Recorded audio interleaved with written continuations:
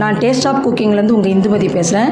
இன்றைக்கி வந்து நான் கேழ்வரகு எள்ளு வெல்லம் போட்டு லட்டு பண்ணுவாங்க, அந்த லட்டு செஞ்சு காமிக்கலான்னு இருக்கேன்.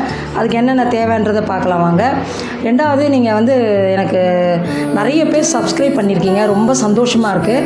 அதே மாதிரி நிறைய பேர் வந்து சப்ஸ்கிரைப் பண்ணாமே வீடியோ பார்க்குறீங்க. வீடியோ பார்க்கறதுக்கு எனக்கு சந்தோஷம்தான், பட் சப்ஸ்கிரைப் பண்ணிவிட்டு பார்த்தீங்கன்னா ரொம்ப சந்தோஷமாக இருக்கும். தேங்க்யூ. எல்லாம் வறுத்து வச்சுருக்கேங்க. அதோட கூடயே ஏலக்காயும் வச்சுருக்கேன். எள்ளு வந்து 150 கிராம் எள்ளு வச்சுருக்கேன். 5 பீஸ் வந்து ஏலக்காய் வச்சுருக்கேன். இது வந்து 200 கிராம் வெல்லம் வச்சுருக்கிறேன். கூடவே கொஞ்சம் உப்பு வச்சுருக்கேன். இது வந்து கேழ்வரகு மாவு. இந்த ஆழாக்கில் 2 ஆழாக்கு போட்டிருக்கேன். இது எல்லாமே உங்களுக்கு எல்லாம் ஒன்றா போட்டு பிசைஞ்சிட்டு நான் உங்களுக்கு சொல்கிறேன், ஓகேங்களா? ஒரே ஒரு நிமிஷம். இது வந்து எள்ளை வந்து நல்லா பொடி பண்ணிக்கணும். எள்ளு ஏலக்காவையும் பொடி பண்ணணும். அதோடு போட்டு மிக்சியில் இதையும் சேர்த்து வெல்லத்தையும் போட்டு அடிக்கணும். நான் உங்களுக்கு காமிக்கிறேன். கேழ்வரகு மாவு வந்து நம்ம சப்பாத்தி மாவு பிசைகிற மாதிரி பிசைஞ்சு வச்சுக்கணுங்க ஃபஸ்ட்டு. அதுக்கப்புறம் தான் எள்ளெல்லாம் பொடி பண்ணணும். நான் அதை பொடி பண்ணிவிட்டு நான் உங்களுக்கு காமிக்கிறேன். நல்லா பிசைஞ்சிக்கோங்க. பிசைஞ்சிட்டு இது ஒரு 4 உருண்டையாக போட்டுக்கோங்க. போட்டுட்டு இந்த மாதிரி ஒரு சின்ன உருண்டை ஒரு பெரிய உருண்டை எடுத்துக்கோங்க. எடுத்து இந்த ஈர துணி போட்டிருக்கேன், அந்த துணி மேலே அப்படியே வச்சுட்டு ஒரு அழுத்து அப்படி அழுத்திடும். அப்புறம் இந்த பிளாஸ்டிக் கவர் போட்டு கொஞ்சம் எண்ணெய் வச்சுக்கோங்க.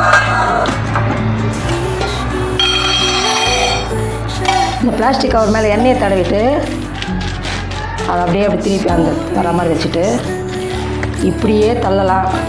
இல்லை சப்பாத்தி திரட்டுறதை வச்சு இப்படி திரட்டினீங்கன்னா நல்லா பெருசாக வரும்.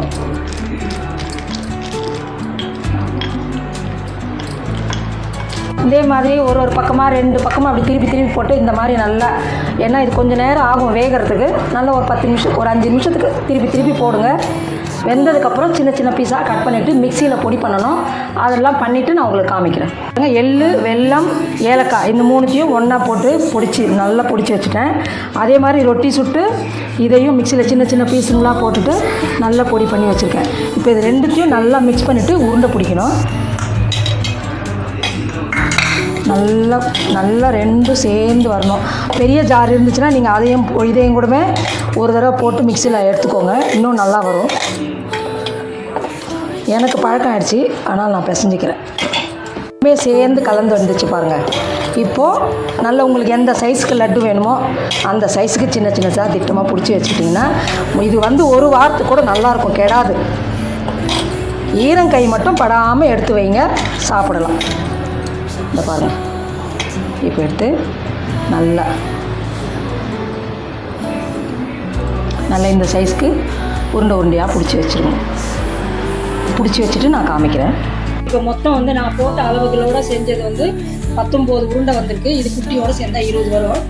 20 உருண்டை வந்திருக்கு. இதே அளவுகளோடு நீங்கள் செஞ்சீங்கன்னா கரெக்டாக இருக்கும். அதிகமாக வேணும்னா இதை அப்படியே டபுளாக போட்டுக்கோங்க, எல்லாமே கரெக்டாக வரும். அதே மாதிரி உங்களுக்கு இந்த வீடியோ பிடிச்சிருந்துன்னா லைக் பண்ணுங்கள், ஷேர் பண்ணுங்கள், மறக்காமல் சப்ஸ்கிரைப் பண்ணிவிட்டு பெல் பட்டனை கிளிக் பண்ணி வச்சுக்கோங்க, ஷேர் பண்ணுங்கள்.